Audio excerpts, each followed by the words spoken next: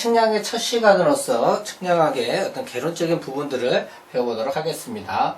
자, 측량의 정의가 뭐냐? 그러면 측량은 점의 위치를 구하는 것입니다. 그래서 이 한 점에서 또 다른 점의 위치를 결정하는데, 이렇게 우리가 바로 재버리면 좋은데 바로 재지는 않고요. 이렇게 수평으로 갔다가 직각, 수직으로 가서 이렇게 거리를 재게 됩니다. 그래서 이 거리하면 그냥 거리라고요. 일반적으로 거리하면 수평 거리를 얘기를 하게 됩니다. 여기는 이제 높이가 되겠고요. 그 다음에 이게 또 각을 재야 되는데 이건 반향이 되겠습니다. 그래서 이 세 가지가 측량의 3요소가 되는데, 이건 거리 측량이고 이건 각 측량이고 이건 수준 측량인데, 이 세 가지가 또 기본 측량의 일종이 되겠죠.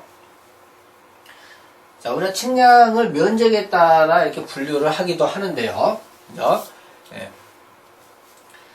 소지 측량, 대지 측량 이렇게 분류해야 됩니다. 그래서 지구의 공유를 고려하지 않아요. 그럼 규모가 작아야 됩니다. 그래서 소지 또는 평면으로 간주할 수가 있습니다. 지구의 공유를 고려하지 않으니까, 또는 국지다 이렇게 부르는데, 대지, 즉 굉장히 커지고 그러면 지구 공유를 고려해야 되겠죠. 그래서 이거를 측지 측량이라고 합니다. 자, 소지 측량에서의 어떤 정도 공식과 그다음 평면으로 간주하는 거리 이런 것도 있는데요. 자, 우리 정밀도는 올레의 길이분의 오차죠. 여러분은 델타 L이잖아요. 그죠?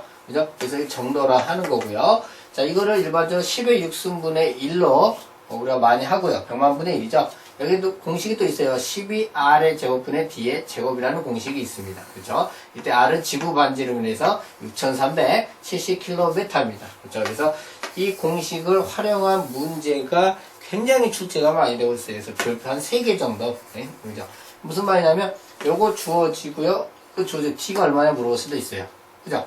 그러면, 또 요거 물어볼 수도 있어요. 이 델타 D, L, 얼마냐? 그러면 12R의 제곱분의 D에 요 가서 곱해지니까 3선. 이렇게 해서 문제 풀면 되겠죠. 그래서 이 공식에서 풀어진 것들이 이러한 값들인데요. 평면을 간주할 수 있는 거리가 직경이 22km입니다. 그러면 평면을 간주할 수 있는 거리가 얼마나 물어볼 때는 직경으로 답변하면 안 되고 반지름으로 답변을 해야 되기 때문에 12km다 이렇게 답변을 해야 되겠죠.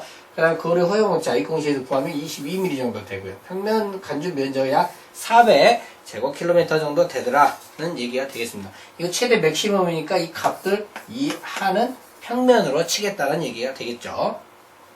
자, 그 다음에 이제 구가랑입니다.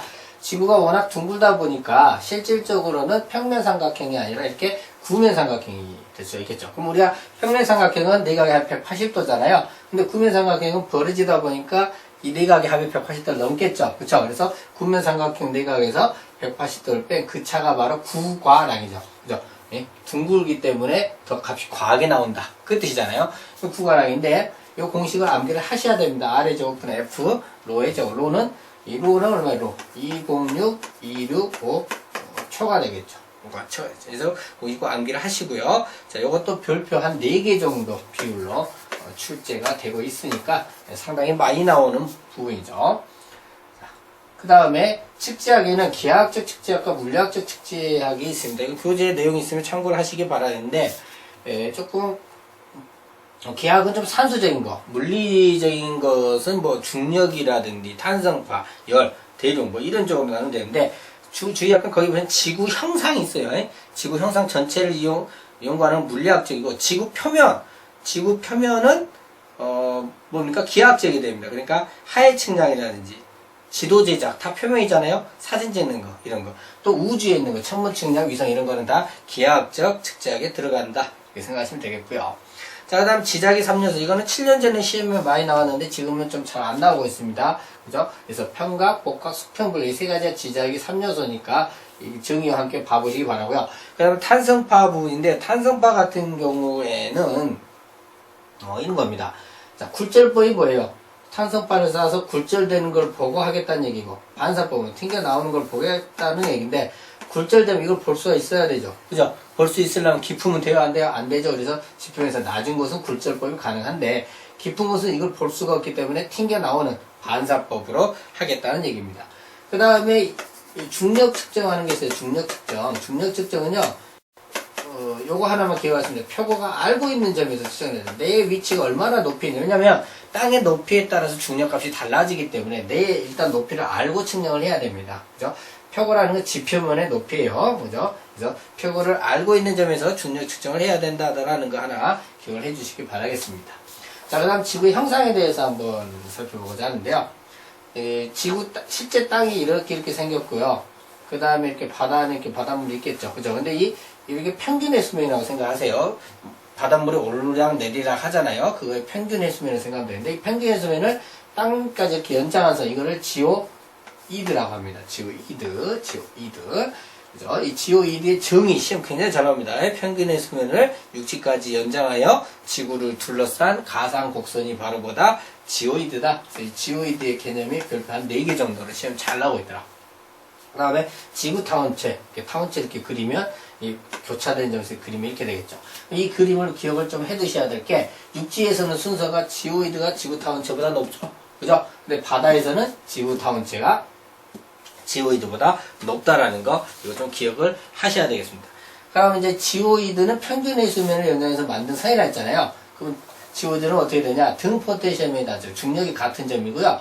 육지에서는 타원체 위에 있고 바다에서 아래에 있다. 아까 그림에서 살펴봤고요. 지하 물질에 따라 불규칙하게 됩니다. 그리고 그 지오이드는 높이의 기준점이 됩니다. 그러다 보니까 위치 에너지가 0이 됩니다. 높이의 기준점이니까 0에서 출발을 해야 되겠죠. 자, 지구 타원체 여러 개 값이 있는데 우리나라에서 누구 값을 써요? 베셀 값을 쓰죠. 우리나라는. 그렇죠? 자, 우리나라의 측량 원점 중에서 평면 직각좌표, 이거는 우리가 흔히 보는 평면 직각좌표입니다. 이렇게 보는 거죠. 이렇게 보는 거죠. 우리 역학에서는 상한이 1상한, 2상한, 3상한, 4상한이고 얘가 x, y 이렇게 됐죠. 역학이나 수학에서는. 근데 측량은 모든 값을 시계 방향으로 재입니다. 그러면 1, 2, 3, 4 이렇게 돌아가면 반시계잖아요. 안 맞잖아요. 그래서 x와 y축을 바꿔버립니다. 측량에서. 얘가 x고 여기가 y가 됩니다. 여기가 위거고 여기가 경거가 됩니다. 그래서 얘가 1상한, 2상한, 3상한, 4상한 이렇게 됩니다. 그래서 이 x축이 위거축, y축이 경거축 이렇게 해서 바뀌었다는 거 기억을 조금 해주셔야 되겠고요. 그 다음에 요걸 근거로 해서 나온 좌표가 경위도잖아요. 자, 평면 직각 좌표인데, 이 평면 직각 좌표는 우리나라가 뭐 이렇게 생겼는가요? 이렇게 생겼죠? 제가 그림을 좀 잘 못 그립니다. 이렇게 생겼으면 얘가 38선이잖아요. 북이 38선에 땅을 3등분 합니다. 그래가지고 여기가 서부, 여기가 중부, 동부인데 서부는 125도, 그죠? 중부는 2도 늘어나. 그럼 얼마? 127도. 동부는 129도. 이렇게 세 개가 있고요. 그 다음에 바다, 동해 쪽에 하나 더 있어요. 2도 더 늘어나니까 몇 도? 131도. 이렇게 됩니다. 이건 가상점입니다. 실제 존재하지는 않습니다. 이외에도 우리나라 각종 측량 원점들이 있는데요. 자, 경의도 원점은 수원 국립지리원내에 설치가 되어 있다. 그다음 수준 원점은 인하공대 내에 있고 표가 26.687m. 이거 참고하시고요. 또 지적 원점은요. 지적 독상의 좌표의 의미의 값이 생기면 복잡하기 때문에 그렇지 않게 하기 위해서 전고 X축에다는 50만 메타, 횡거에서 20m를 더하고 있다는 거. 이것도 참고하시고요. 자, 그 다음에 우리나라 측량 원점에 UTM 좌표가 있습니다. UTM 좌표도 한 별표 2개 정도 출제 비율로 물어보고 있어요. 자, 지구를 타원체로 가져가고 있고, 베셀 값을 사용하고, 경도 원점은 중앙 좌우선에 있으며, 지구 전체를 경도 6도씩 6기구로 나누고, 좌우선은 축적해서 0.9996이고요. UTM 좌표 적용별은 남북이 각 80도까지인데, 뭐 정확히 표현하면 북위는 84도고요. 남위는 뭐 80도입니다.